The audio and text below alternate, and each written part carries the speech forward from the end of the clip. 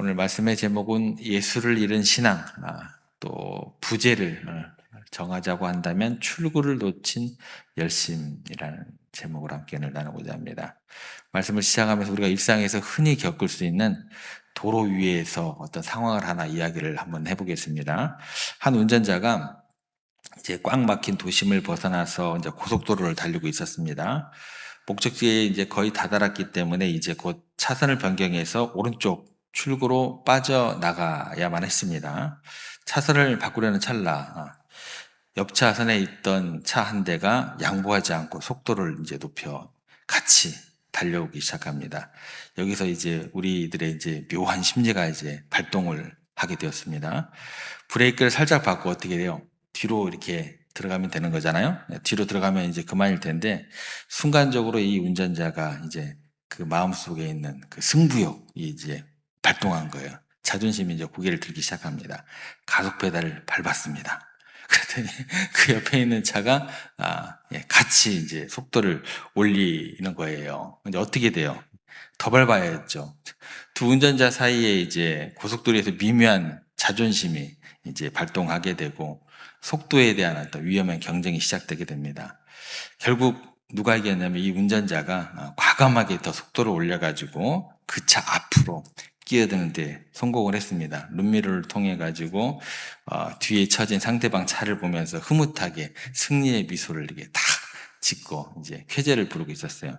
그런데 내가 이겼다라고 마음 먹은 그 미소도 단 1초가 지나지 않아서 탄식으로 바뀌게 되었습니다. 왜냐하면 고개를 돌려서 이렇게 앞을 딱 본 순간 자기가 빠져나가야 되는 출구를 옆에서 확 지나가 버린 거예요.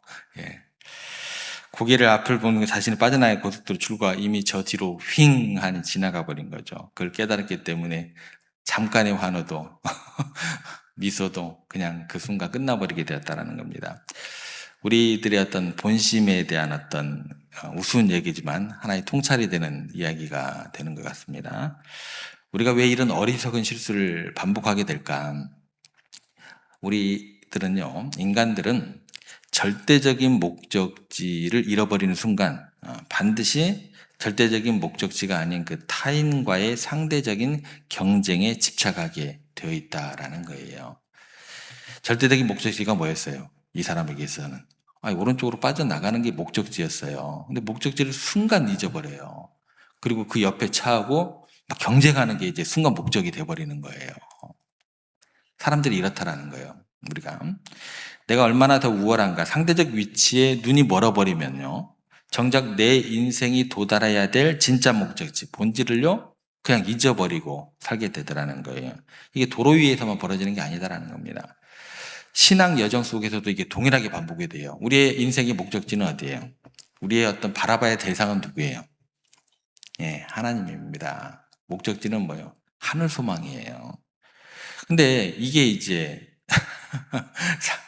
잊어버리게 되면 이제 옆에 사람들하고 이제 네가 잘났냐, 내가 잘났냐 이러고 있다라는 거예요. 요한복음 5장 우리가 읽었던 5장 자신들의 종교적 우월감 이게 이제 하나님 앞에서는 전혀 의미가 없는 거거든요. 예? 다 똑같은 죄인인데. 그러니까 요한복음 5장에 나와 있는 자신들의 어떤 절대적인 목적지를 잊어버리고 또 대상을 잊어버린 어떤 그 종교적 우월감에 취해서 옆 사람하고 경쟁하다가 구원의 출구를 영영 지나쳐버린 사람들의 이야기가 등장하게 됩니다. 1세기 유대 종교 지도자들이에요. 이것 도대체 무엇을 놓쳤는지 이해하기 위해서 오늘 본문의 앞부분은 좀 우리가 어떤 내용이 나왔는가 좀 살펴봐야 되겠죠. 베데스다 연못가에서 38년 동안 꼼짝 못하던 병자가 있었습니다.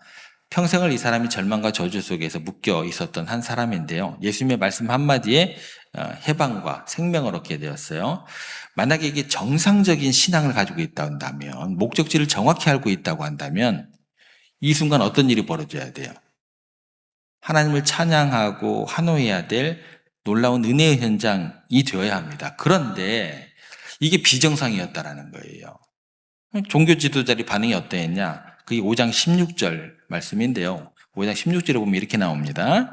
그러므로 안식일에 이러한 일을 행하신다 하여 유대인들이 예수를 박해하게 된지라. 여기 보면 예수를 박해하게 된지라 라고 기록했어요. 박해한 이유가 뭐예요? 하필 그날이 그들이 목숨처럼 여기는 뭐예요? 안식일이었기 때문에 그래요. 안식일의 주인이 누군데요? 내가 안식일의 주인이라 하나님이시잖아요. 근데 그날이 하필 안식일이었어요. 근데 그들의 어떤 그 뭐예요? 목적은 하나님이 아니고 뭐였어요? 안식일 자체였어요. 목적지를 잃어버렸어요. 이렇게 되면 이제 끔찍한 어떤 그런 상황에 도래하게 되더라는 거예요. 안식일의 본질은요, 하나님께서 주신 본질은 뭐냐면 죽어가는 생명을 살리고 참된 안식을 누리는 거예요. 그런데 그들은 안식일을 지킨다는 자신들의 뭐예요? 종교적인 율법에 이제 갇혀 있었다라는 거예요. 야, 우리는 이토록 철저하게 규례를 지키는데 이제 하나님 온데간데 없으니까 누구만 보이는 거예요. 내가 이렇게 지키는데 너 뭐야 너 왜 안 지켜? 이렇게 되는 거예요.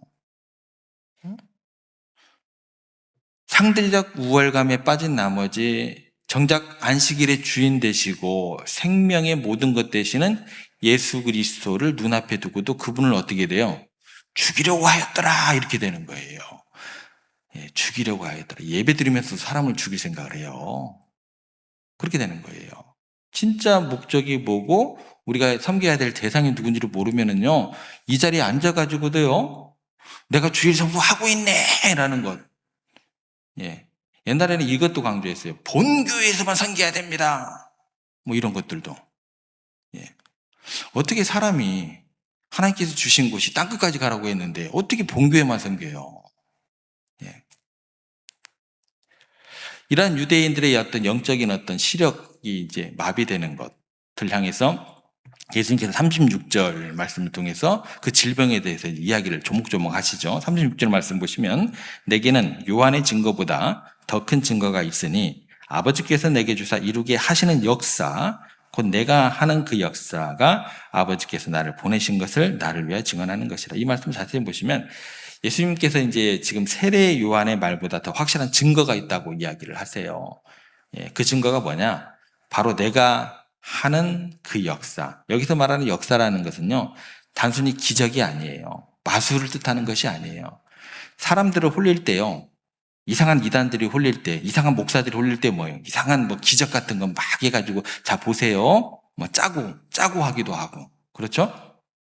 마술. 예수님께서 그 기적이나 마술을 이야기하는 게 아닙니다. 유대인들이 근데 끊임없이 예수님께 요구했어요. 네가 정말 메시아야? 한번 기적을 한번 보여봐. 마술을 한번 부려봐. 증거를 대봐. 이 얘기예요.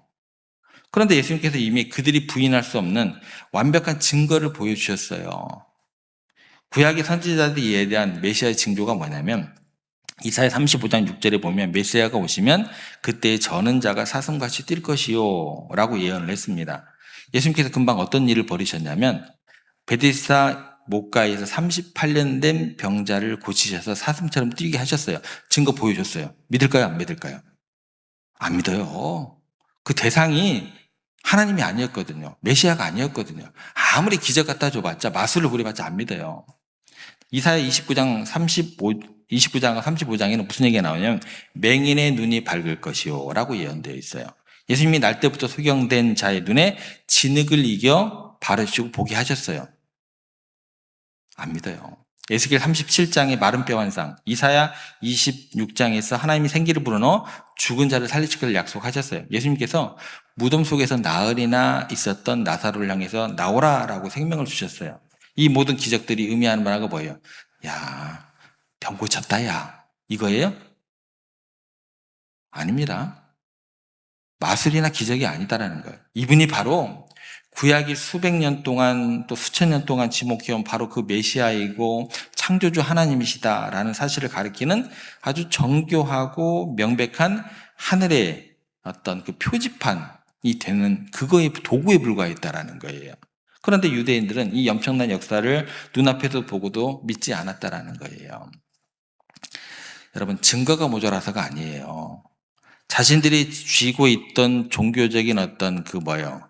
기득권, 알량한 자존심 내려놓기 싫은 거예요. 의도적으로 그 증거를 외면하는 거예요. 듣기 싫어, 듣기 싫어, 듣기 싫어. 예, 이거예요. 이 부분에 대한 것들은 내일 더 구체적으로 더 살펴볼 겁니다. 아무튼 증거를 외면하는 그들을 향해서 예수님의 진단은 37절입니다. 예, 아주 그들의 어떤 아픈 부위를 찌르게 됩니다. 37절 말씀 보시면 또한 나를 보내신 아버지께서 친히 나를 위하여 증언하셨느니라. 너희는 아무 때에도 그 음성을 듣지 못하였고 그 형상을 보지 못하였으며, 이 구절의 후반절을 보시면 아무 때에도 그 음성을 듣지 못하였고 그 형상을 보지 못하였더니라. 이 선언은요, 당시 유대인들에게서 충격적인 선언이 되는 겁니다. 예, 모욕적으로 들릴 만한 이야기예요. 어떤 얘기가 되냐면, 유대인들에게 있어서 그때 당시에 다른 이방 민족들을 멸시하며 가졌던 가장 큰 자부심이 딱 하나 있었어요. 그 근원이 뭐냐면, 우리 조상들은 신의 산에서 우리 조상 모세를 통해서 하나님의 음성을 직접 들었다. 이게 그들의 어떤 그 굉장한 자부심의 근원이었어요. 그리고 우리는 율법을 통해서 하나님의 형상과 뜻을 알고 있는 유일한 민족이다. 이게 그들의 완전한 어떤 그 선민사상이었어요. 근데 이 영적 프라이드였다라는 거예요. 그런데 예수님께서 그 영적 프라이드를 뭐예요? 산산조각 내는 이야기를 하고 계세요. 아니다. 너희는 단 한 번도 하나님 아버지의 음성을 들은 적이 없다. 이렇게 선포하신 거예요. 왜 그래요? 그들은 하나님에 대한 아는 것은 많았어요. 지식은 넘쳤지만 하나님과의 관계에 있어서는 철저히 고립되어 있었다라는 거예요. 단절되어 있었기 때문이다라는 거예요. 매일 회당에 모여가지고 율법을 토론하고 화려한 제사를 드렸어요. 하지만 이 소음이 너무 컸어요. 이 소음이 너무 크다 보니까 정작 자신들의 눈앞에서 인간의 몸을 입고 서 계신 보이지 않는 하나님의 본체이신 예수 그리스도를 전혀 알아보지 못했다라는 거예요.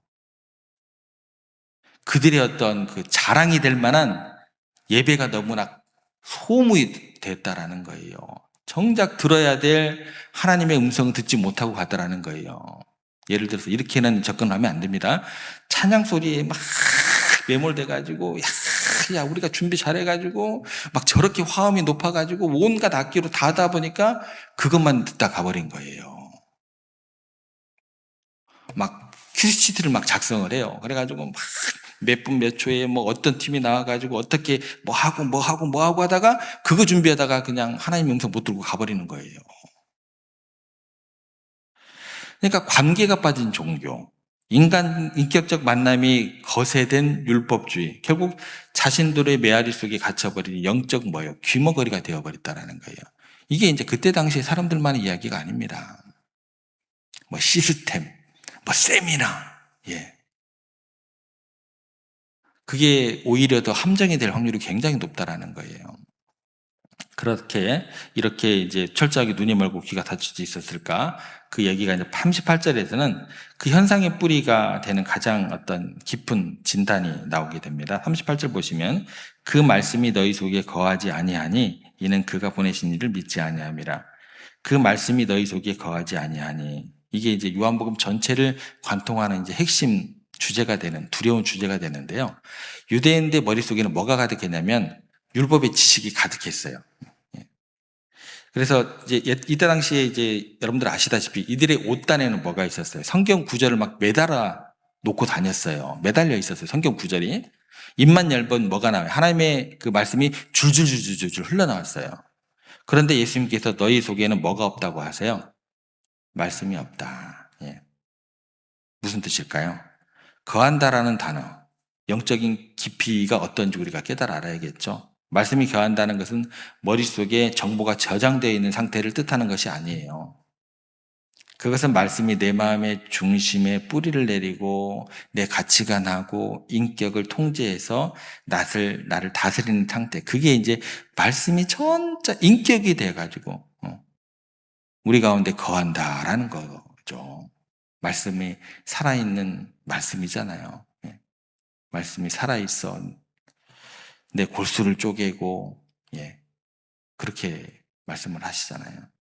말씀에 대한 지식이 많아도 그 말씀 앞에요, 무릎 꿇고 자신의 주권을 내어드리는 복종이 없다면 그건 그냥 죽은 문자예요.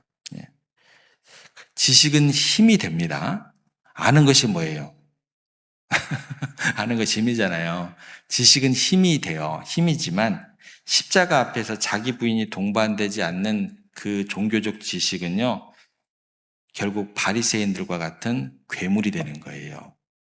성경을 갖다가 지식으로 계속 성경 공부해가지고 제자 훈련 받는답시고 맨날 머릿속에다 넣고, 십자가 앞에서 자기 부인이 동반되지 않으면 뭐가 되는 거다고요? 괴물이 된다니까요. 예. 바리새인들이 참된 말씀이신 예수 그리스도를 심령에 모셔두기를 거부하는 괴물이 되게 되더라는 거예요. 그러니 그들이 외치는 성경은 생명력은 빈 껍데기에 불과하다라는 것, 우리가 기억했으면 좋겠습니다. 그러면 이제 이 무서운 율법의 덫, 본질을 잃어버린 빈 껍데기의 신앙에서 우리가 어떻게 벗어날 수 있을까? 오직 하나의 길밖에 없습니다. 고속도로 위에서 남을 추원하는데 빼앗겼던 시선, 세상의 헛된 종교적 우월감에 빼앗겼던 우리의 시선을 거두어서 원래 우리가 바라봐야 할 유일한 목적지인 예수 그리스도께 다시 고정하는 것, 이 방법밖에 없습니다. 그래서 히브리서 기자가 뭐라고 얘기를 하냐면 히브리서 12장 2절에 믿음의 주요 또 온전하게 하시는 이인 누구를 바라보자? 예수를 바라보자.